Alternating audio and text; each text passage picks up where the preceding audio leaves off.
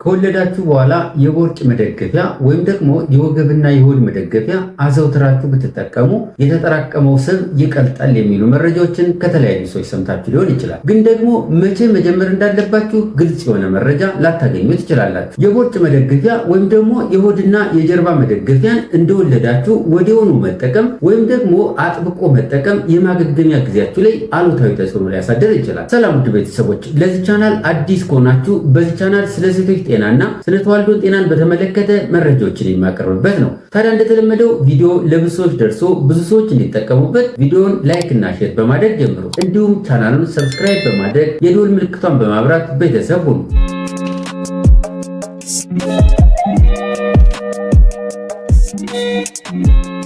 ሰላም ውድ ቤተሰቦች፣ ዛሬ በዚህ ቪዲዮ የቦርጭ መደገፊያ ወይም ደግሞ የሆድና የጀርባ መደገፊያን ማሰር የሚሰጠውን እውነተኛ ጥቅም፣ ይህንን በተመለከተ በብዛት የሚዘወተሩ ስህተቶችን፣ በዋናነት ደግሞ ደህንነቱ በተጠበቀ መልኩ መቼ መጠቀም እንዳለባችሁ መረጃዎችን እሰጣችኋለሁ። በተለይ በኦፕራሲዮን ከወለዳችሁ በኋላ ደህንነቱ በተጠበቀ መልኩ ትክክለኛውን የመጠቀሚያ ጊዜን በተመለከተ መረጃዎችን እነግራችኋለሁ። የሆድ መደገፊያውን በተመለከተ ያላችሁን ተሞክሮ አስተያየት መስጫው ላይ የጻፋችሁልኝ ቪዲዮውን ተከታተሉት።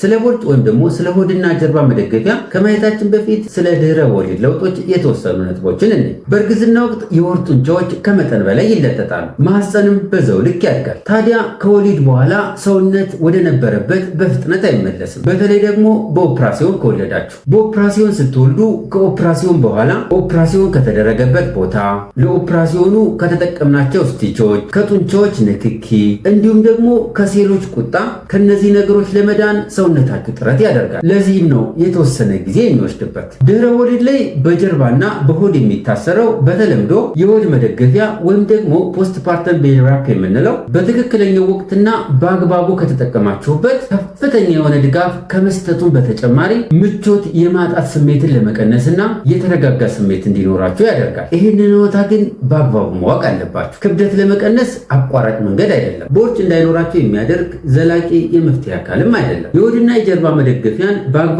ስትጠቀሙ የምታገኟቸው ጥቅሞች፣ አንደኛ የህመም ስሜትን ለመቀነስ በእጅጉ ያግዛል። በተለይ ደግሞ በኦፕራሲዮን ከወለዳችሁ በኋላ ኦፕራሲዮን የተሰራበት ቦታ ላይ መጠነኛ የሆነ ድጋፍ ስለሚያደርግለት በምትንቀሳቀሱበት ወቅት የህመም ስሜትን ይቀንሳል። ሁለተኛ ይህንን የሆድና የጀርባን መደገፊያ በአግባቡ የምታደርጉ ከሆነ የምታገኙት ጥቅም የሆድ ጡንቻዎችን ለመደገፍ ያግዛል። በእርግዝናና ድህረ ወሊድ ላይ የሆድ ጡንቻዎች ደካማና ተለጥጠው የቆዩ ናቸው። ታዲያ ይህ የሆድ መደገፊያ እንደ ውጫዊ ተጨማሪ ድጋፍ ስለሚሰጥ የሆድ ጡንቻዎች ደግፎ ለመያዝና ጠንከር ብለው እንዲቆዩ ያደርጋል። ሶስተኛ ይህንን የሆድ መደገፊያ በትክክል የሚጠቀሙ ሴቶች ሊያገኟቸው ከሚችሉት ጥቅሞች አንዱ አቋቋምን ለማስተካከል ያግዛል። አቋቋምን ለማስተካከል ይሄ የሆድ መደገፊያ አይነተኛ ሚና ይጫወታል።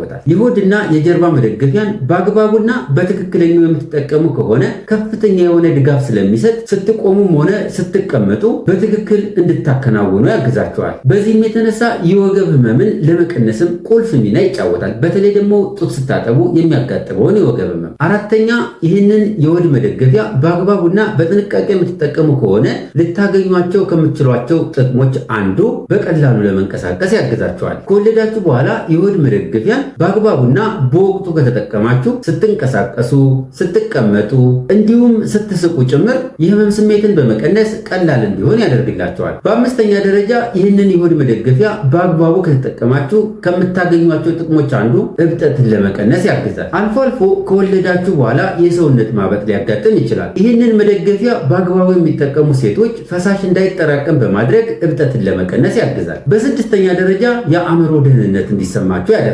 እናቶች ከወለዱ በኋላ የሆድ መደገፊያውን ሲጠቀሙ በራስ መተማመናቸው ስለሚጨምርላቸው ደህና የመሆን ስሜት ይሰማቸዋል። የሆድ መደገፊያን ስትጠቀሙ ብዙ ሰው የማይነግራችሁ እውነታ፣ አንደኛ የሆድ መደገፊያ ወይም ደግሞ ፖስትፓርተም ቤሊ ራፕ ስብን አያቀልጥም፣ ቦርጭንም አያሟሟም፣ ስፖርትንና ጤናማ አመጋገብንም አይተካም።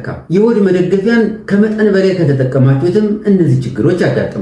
የሆድ መደገፊያውን ለረጅም ጊዜ የምትጠቀሙት ከሆነ የሆድ ጡንቻዎችን ደካማ እንዲሆኑ በማድረግ ሰውነታችሁ በዚህ መደገፊያ ላይ ጥገኛ እንዲሆን ሊያደርግ ይችላል። የሆድ መደገፊያውን ሴቶች ከወለዱ በኋላ መቼ ቢጀምሩ ይመከራል? ይህ ይሄ የዚህ ቪዲዮ አንኳር ነጥብ ነው። በምጥ ለወለዱ ሴቶች የሆድ መደገፊያውን በጥቂት ቀናት ወይም ደግሞ በአንድ ሳምንት ውስጥ መጀመር ይችላል። ነገር ግን እነዚህ ነገሮች ሲሟሉ ጀምሩ። ምቾት ሲሰማችሁ፣ ከፍተኛ የሆነ ህመም ከሌላችሁ፣ እንዲሁም ተጓዳኝ ችግሮች ካላጋጠማችሁ። እነዚህ ነገሮች ካላጋጠማችሁ ከወለዳችሁ በኋላ በጥቂት ቀናት ወይም ደግሞ በአንድ ሳምንት ውስጥ የሆድ መደገፊያውን መጠቀም ትችላላችሁ። በሲስ ወይም ደግሞ በኦፕራሲዮን ለወለዱ ሴቶች ከኦፕራሲዮን በኋላ ሰውነታችሁ በተገቢ ሁኔታ ለማገገም የተወሰነ ጊዜ ይፈልጋል። ስለሆነም በኦፕራሲዮን ከወለዳችሁ በኋላ የሆድ መደገፊያውን ለመጠቀም ትክክለኛው ጊዜ ከ2 እስከ 6 ሳምንት ባለው ጊዜ ውስጥ ብትጀምሩ ይመከራል። ነገር ግን ትክክለኛው ጊዜ ለመወሰን የሚከታተላችሁን ሐኪም አማክራችሁ ሐኪማችሁ ቢወስን ይመከራል። ለመሆኑ ሴቶች በኦፕራሲዮን ከወለዱ በኋላ